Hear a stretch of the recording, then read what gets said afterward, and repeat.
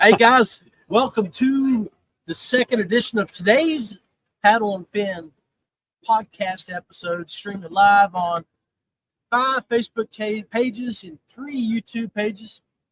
Thank you for joining us. We've got a very, very special guest, OG in the kayak fishing world, helped build what we are today, over 100,000 users. Oh, he's tired. He's a little tired. He's put a lot of us on his back over the years carrying this industry. Well, that's a two-way street, guys. I want you to know that. I always say if it weren't for you guys in this industry, I mean we would be nothing.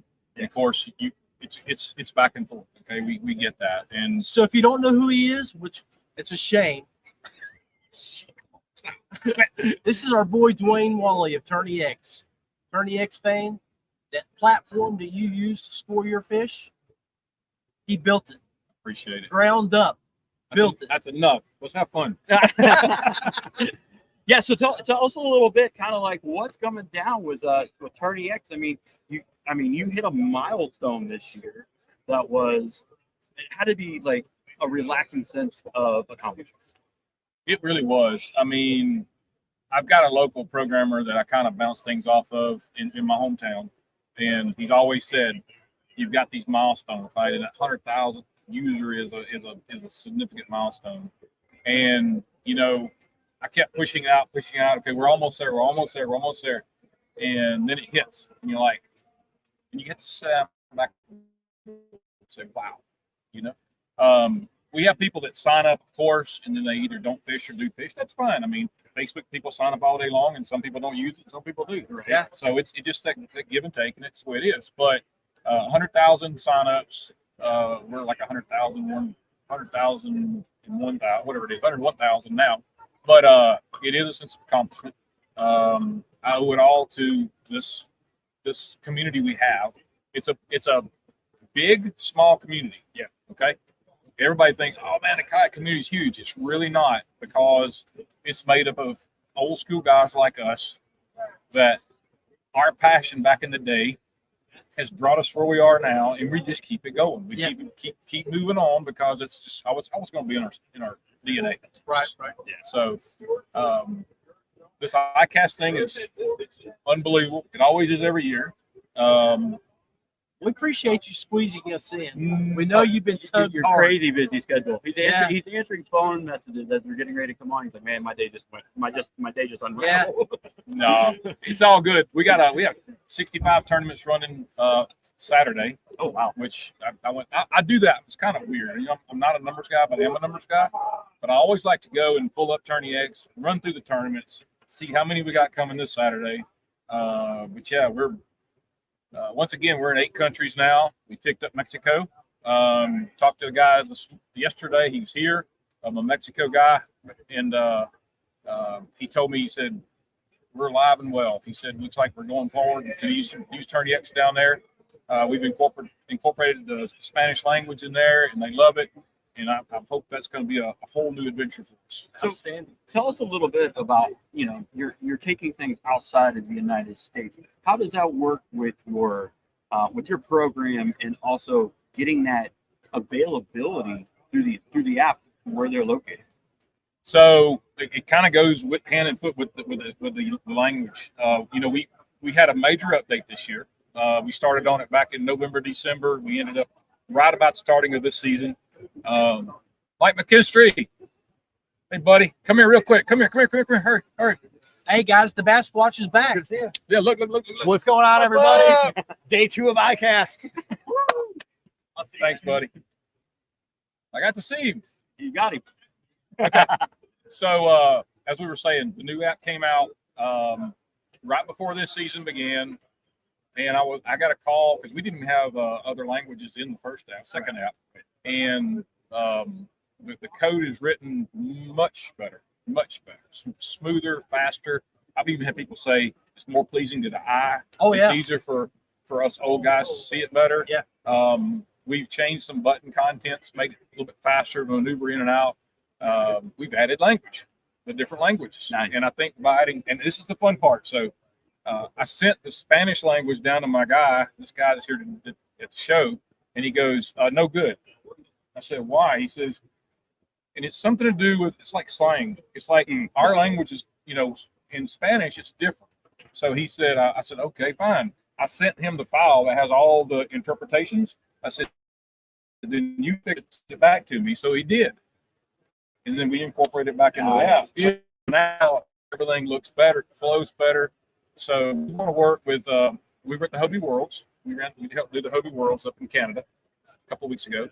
And I got some good contacts with China. I got some good contacts with Korea and Singapore. So who knows? We might be over there, branching over there. Wow. Hey, while we're talking about that, you made a trip up north, and you got to come back down south and make a stop to God's country. in God's country, where I'm from.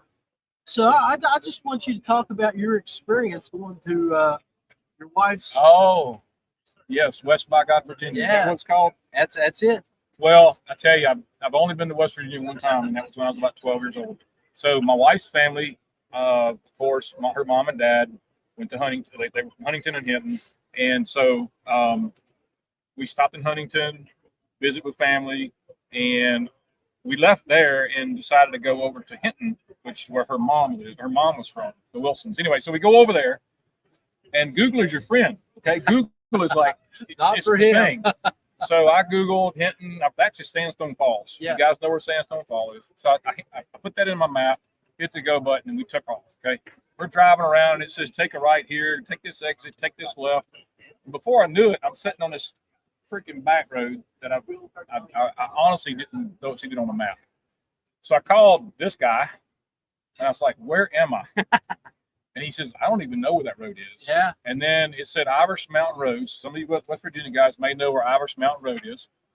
And we're in a two-wheel drive Highlander, and we're going down a mountain like this, okay? Switchbacks and all this. And I'm talking to him. I called him. I said, look, if we don't surface in a couple of hours, you don't hear from me, come find me. Yep.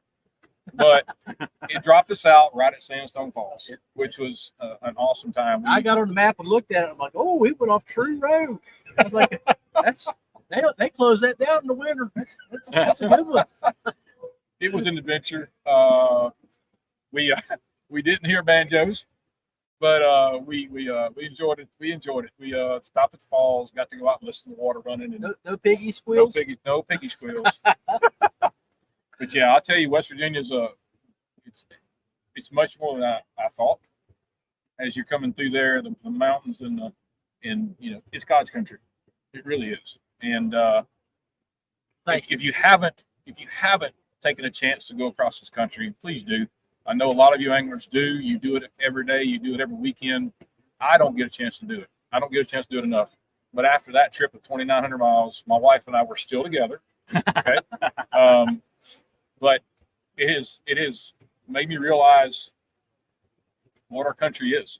Yeah. And we saw friends in Nashville, my brother-in-law. We saw friends in Cincinnati. We saw Sean and Brian Tacey was there.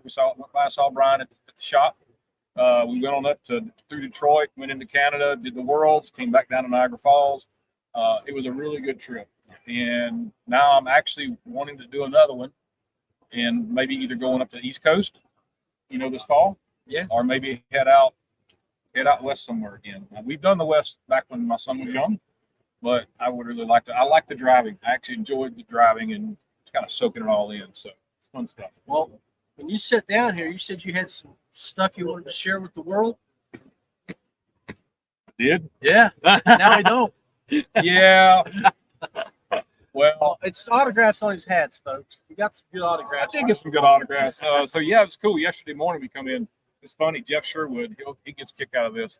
So Jeff and I were coming in from the car, and he mentioned Greg Hackney. He called him Gene Hackman, and I said, I don't think it's Gene. He said, no, it's Greg Hackney.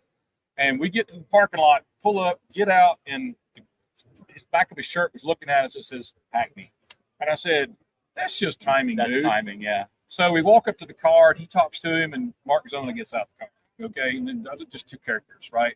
So we got some photos of those guys and signed my hat. So, yeah, it's good times, man. And being able to see these guys here, we did it last year, I believe. Yep. and I really hope to do it again next year. There you I go. really There you do. go. So- Well, one of the coolest things is that as you've gone through this journey with TourneyX and kind of been in this industry, what do you see kind of like the industry doing over the next couple of years? To be honest, man, I'm hearing I mean, we've said this all along. Wonder when this shift's going to be. When is the boater shift going to come over to this option? And we've always said this is an option. It's not the true way to handle fish, because traditionally we handle them in bass boats, live wells. I did it when I was a kid with my dad fishing tournaments. I'm sure you guys have done it. It's just an option that and it's the way we have to handle them in a kayak. There's just no other way, really. But it is an option to a bass boat. Okay. And I do see that. Actually, I'll cue you in. Hopefully next year you're going to start seeing TourneyX running some bass boat tournaments out of Texas. Nice. Been working with a real nice guy over there, and I'm not going to name names, but anyway, he tested us out. He liked our out, and hopefully that's going to be on board. I just hope that's the next phase of the, hey, we want to try that thing, or we want to do that on our Thursday night tournaments, or we want to do that on our pre-fish. I mean, look, guys, if you're in a bass boat, you're pre-fishing, you're not keeping your fish anyway. Run a tournament, call me. I'll run it for you. I'll set it up and run it. You guys can take the money and do what do that thing. Just, we'll have it. But that's what I see. I see that shift coming. I hope it's not the government doing it for us, but you do know that in Texas, Right. the government are putting, and even California, like in the middle of summer, you can't possess a fish during the day. Right. You can in certain hours of the day. So that shuts it down. But using an app like ours, you're not possessing the fish. Right. You're photographing them, you put them right back in the water within a couple of minutes. Right. So I think that's the progression. I hope it is. Outstanding. Hey, nothing but love for you, Big Daddy. Appreciate We it. appreciate you coming over and seeing us. Absolutely. Hey, guys, TourneyX, Dwayne Walley, John Rapp, always wear your PFD, be safe, and we'll catch you out on the water soon. Thanks, guys.